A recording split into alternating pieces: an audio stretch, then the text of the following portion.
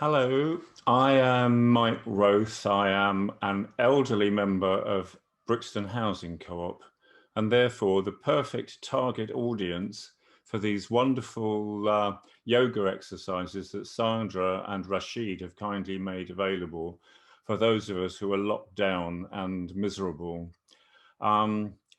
However, I'm not the perfect person to review a video like this, and I will explain why. I hate being told what to do, and so any even kindly instructions are going to set my back off. I'm going to start arguing.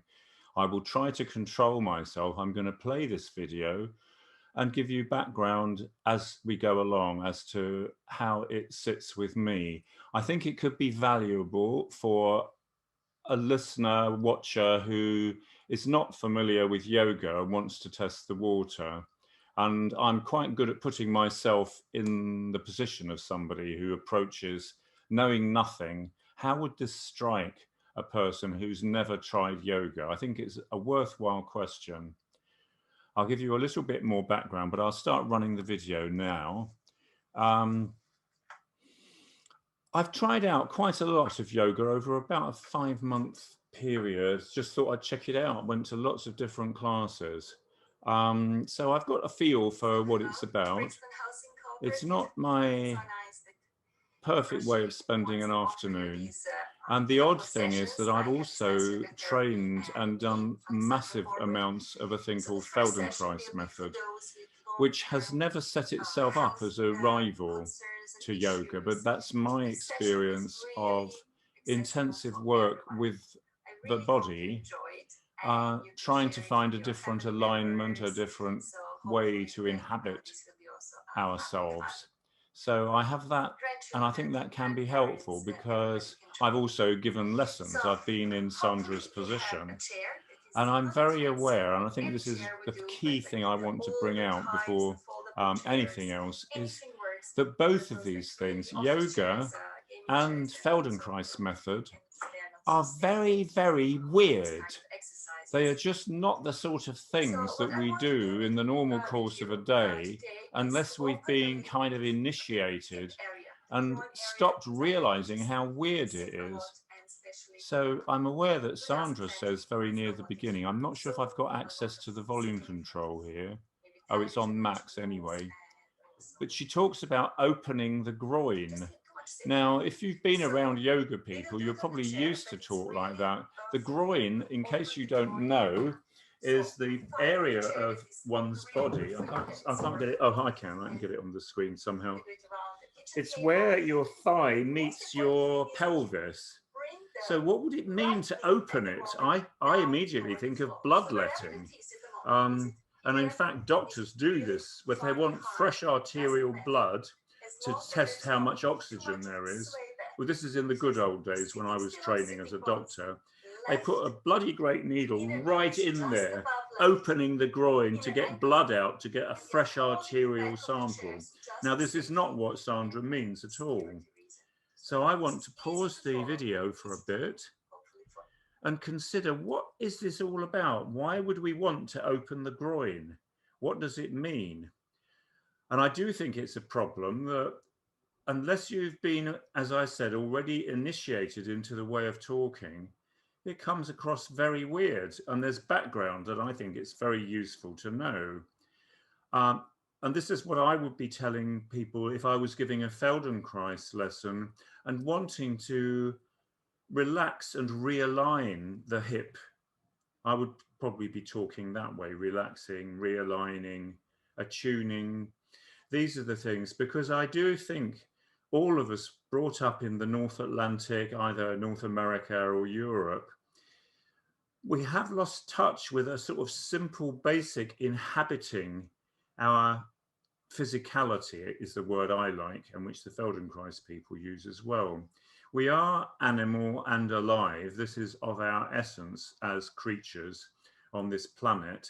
And yet somehow we're not in as good a touch with this being animal, being alive, as would be good for us, really, for all sorts of reasons. Health, delight in walking the planet, And in connecting with one another, the more embodied and present we are in ourselves, the better we're going to get along in all sorts of ways. This, I think, is what yoga is addressing in its way. And so Sandra wants us to become aware and attuned really of our hip joint and how perhaps we hold ourselves so tightly for one reason or another, beginning in childhood, in teenage. Maybe it was when we were teenagers and we wanted to look cool and we just didn't want to sort of let our bums flop about as boys. This is, I don't know, well, that's a whole can of worms we won't get into. It's like you have these ideas of how you should be, and often that means that you tune out this kind of spontaneous physicality that, you know, a chimpanzee growing up in the rainforest doesn't bother about any of these things, doesn't need yoga. So I think, and I mean, I hope Sandra won't mind me, but I mean, I am giving a review, I'm giving an extra take and an extra angle to say that the point of this, and I will do some of it in a minute, if I can get my video lined up properly. I'll try and if I can figure this out. How do you do it? You sit in the chair, you let one leg drop to the floor. Oh dear, yes, I am tight in my back. She's right. I can feel gravity kind of, I don't know how to align. Oh, sorry, I'll give you back my, how do I do this though? I have to move the computer down a little bit so that you can see me giving it a go. Here we go. But basically, I think that the point of this is to become more attuned and aware of the sensation. And the other thing is I want to own this. It's my body. It's my bottom on my chair. And I'm going to lower my right knee. Which is she doing first? She's doing her right knee. But, you know, there is no such thing. I've meditated on these matters quite deeply because it bothers me a lot. There is no such thing as the body, the knee. Every body and knee that is alive belongs to somebody. And I think part of the point of yoga is to reclaim ownership of all this and to take care of it, be aware of it. I'm going to give up on this photography malarkey. I don't know how Sandra does it. Maybe I'll go and get lessons in cinematography from her when I finish this lot. So here she is again. You can't hear her, but at least I'm trying it. She wants me to open my groin, which means to just become attuned to the sensations. And I think it's good to be attuned to everything. The pressure of my left cheek of my bottom on the chair, the sort of tension and confusion in my back at the moment. How do I allow this right leg to, oh, she's turned around already, has she? I can't work it out. Anyway, I'm doing, oh, she's turning around now and I can't keep up with her.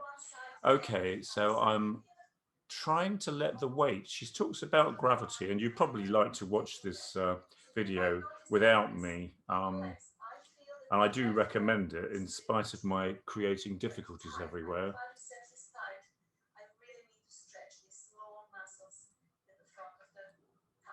Yeah, so she's stretching the muscles in the front of her thigh. And I noticed she talks about quadriceps. And again, thinking about what is a beginner going to make of it. Quadriceps is a Latin word for a bunch of muscle. I can show you this actually. It's the front of your thigh. This is called the quadriceps femoris. Bloody ridiculous name. The femur is your thigh bone and quadriceps means four-bellied. So we've got a four-bellied muscle. She wants us to let that kind of let go, basically. And this is a big part of yoga, that to get into these weird positions, which they never own up how weird it is, but it is. Look at this. To help let go and to become more attuned. And she's doing it wonderfully. And I hope you will enjoy the video even more when you've got rid of me and don't have to listen to me ranting on. Because she also talks about bringing the right foot into the floor. Now, what is that about? I think that means that it's the right foot, which of course I object to. It's my right foot or it's yours. There are no feet that we care about that don't belong to somebody. So to push my right foot is to tense the muscles in my right thigh and my leg. And the idea is just to become more aware of this whole complicated organization. Oh, she's moving on. I'm going to pause the video again. To become aware of the organization. There's so many muscles and they've taken all this trouble to grow, differentiate when we were inside our mums a long time ago. And they've kept up this beautiful, delicate organization over all the years we've been alive. So I think, and Sandra may or may not agree, that the value of this exercise is to become more attuned to all of this, more appreciative of all these lovely joints and muscles. Even if we've kind of worn them out a bit, they're still there. And can we become more attuned? And can we allow some of this habitual holding tight, in fact, to open or get a feeling of openness in this hip joint? So, you know, it's lovely stuff. And I hope you will, when you've got rid of me, as I say, have a chance to just listen to Sandra and try it all out. And I'm going to try and do this, although this looks even more weird than the other one. However, as somebody who's done 4 years of Feldenkrais training, I know what it is to do weird things with great dedication and to discover you can't see my bottom. And I'm sorry, I can't help it. I'm terribly aware of how embarrassing it is to actually have a bottom. And therefore, whenever I use the word, there's a certain amount of sort of relish that I can't help bringing in. Anyway, my bottom is off screen, isn't it? And what does she want me to do? I'm going to replay, continue to play and find out.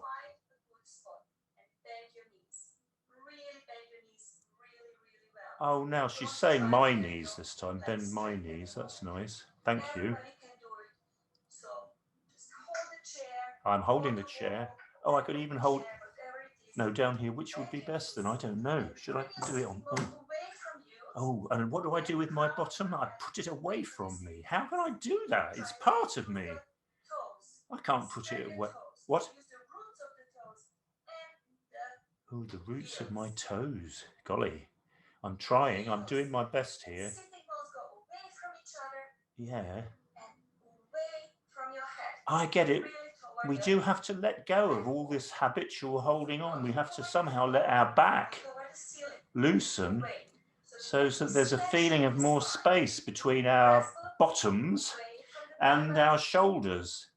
And it's good to spend time on it like this. You may wonder, why does she want me in this absurd position and to stay here for 10 minutes, you know? But I think it might be good for me because it helps me tune in. And spending time wondering about my back and my bottom and my shoulders, I get a chance to sort of tune in and realign in subtle ways. Think of all those separate bones in your backbone. Oh, she's gone ahead of me again. Okay, I'm going to stand like a mountain. What do you mean? Stand like a mountain. I think that means I'm going to imagine that I'm a mountain because I can't actually do it like a mountain. I mean, mountains have been practicing for what? 100,000 years. How can I do that suddenly today just because she says? I don't have a wall behind me. She says I'll feel safer if there's a wall behind me, but I'm doing a recording. I can't be running off and... I wonder whether actually this might be... Oh, no, nearer the end, she's going to get us breathing. And I got really upset about this, I'll tell you. I'll see if I can find that. I'll fast forward to the bit about breathing because I think it's a terrible insult here that I really... And again, I hope she won't mind me saying this. I'm going to go on till about 12 minutes where we're sort of taking stock. We've done all these things. I'm actually kneeling because it's more comfortable and I am quite elderly and it's been quite demanding, all this funny stuff. Yeah, my spine. Yeah. Open the back of the knee. There she goes again. How do I open it? Or, of course, I'm kneeling, so I can't anyway. It's the same principle. It's just to allow a feeling of space. A lot of this stuff is about feeling what it's like to be alive and have knees and a space that could be somehow opened. And the same with this, and breathing, experiencing, appreciating breathing. Shoulders going down, yeah. So this is something that you can really repeat many times during the day. Just arms sideways. Imagine you're holding something precious. And just feel that opening here as you put your arms out. It's a lovely feeling if you tune into it. Shoulder blades go down, and you haven't thought about your shoulder blades for years maybe, but they're actually amazing how they sort of sit there, and they can move all over the place if you give them a chance. You've got so much flexibility because those shoulder blades are not actually fixed. They can slide in all sorts of lovely ways. Anyway, sorry, go for the breath. Hold your ribcage. I'll try that. You can't see, but I'm doing it. I'm a good boy, really. I'm holding my ribcage. Yeah. Yes. So your fingers follow the ribs. Yes, they do. I can feel these ribs. She's right. There's ribs in there. I'd forgotten about them, but they actually move 20 times a minute to keep me alive, these ribs. Really good. Really so good. If you're here, sitting just close to the back of the chair, if you have a chair like me. Yeah, well, I'm kneeling, so this doesn't apply to me. Really sit back and enjoy and relax and hold. Yeah, enjoy, relax. This is good. I like this. Breathe into the sides of the ribcage. And just feel that breath moving in and out. Feel those ribs. Yeah. Breathe fully out. Exhale. Stale air, that really got me going. You're calling this air that I've taken in, and I've allowed it to bathe through my entire body, and I've enriched it with my life and the passion of my existence, and I breathe it out, and she's calling it stale. It's my gift to share with everybody else. It's not stale. So I really take exception. However, I do believe totally that Sandra means well, and that she's somehow got used to thinking of it as stale. I mean, if you're shut up in a little room with 10 people, you may feel the air's getting stale, I grant you that. But actually, we share the air. It's a beautiful thing. And we don't keep it to ourselves. We let it do what it needs to do. We breathe out carbon dioxide, which always used to be a good thing because plants need carbon dioxide. It's part of our lovely, rich exchange and life in a world. Oh, she's saying relax, and I just can't stop talking. I'm sorry.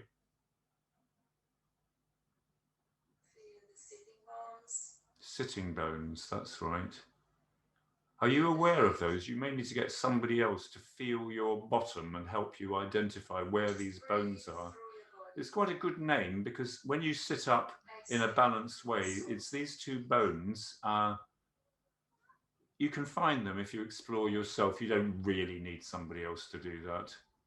And you can feel that firmness. It's about, with me, it's about 2 inches from my arsehole and directly outwards and before the big fleshy bit of my bottom. It's good to identify them, and when you're sitting down, to tune in to that feeling. Oh, I'm sorry, Sandra, I'm interrupting. I'm terribly sorry. What?